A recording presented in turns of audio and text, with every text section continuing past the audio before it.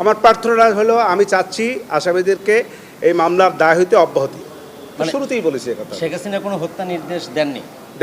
জুলাই আগস্টে কোনো যুদ্ধ সংগঠিত হয় নাই। রাজাকারের নাতিপুতির যে বক্তব্যটা এসছে, সাবেক প্রধানমন্ত্রী রাজাকারের নাতিপুতি এইভাবে উনি বলতে চান না এবং বলেনও নাই। অতএব এই তার বিরুদ্ধে যে অভিযোগগুলি 2, 4 এবং 5 নম্বর এসছে, এটা ওনার বেলায় প্রযোজ্য না। রাষ্ট্রপক্ষ থেকে আনিত যে চার্জের অভিযোগ এসছে, সেই ফর্মাল চার্জ তার বিরুদ্ধে আমি ডিসচার্জের প্রেয়ার করেছি। আমি ডিসচার্জে তাদেরকে অব্যাহতির প্রার্থনা করেছি। অব্যাহতির প্রার্থনার মূল যে বিষয়গুলি ছিল সেগুলো এই যে তার বিরুদ্ধে যে সমস্ত কথাবার্তা এসছে সেগুলো কল্পিত, উদ্দেশ্যপ্রণোদিত, রাজনৈতিক উদ্দেশ্যপ্রণোদিত এবং যেগুলো কোনো সত্যিকারের ভিত্তি নাই।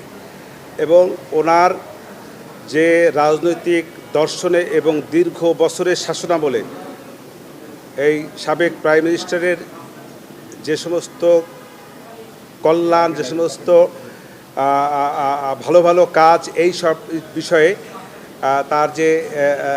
তার প্রতি রাজনৈতিকভাবে ঈর্ষান্বিত হইয়া এই মামলাটার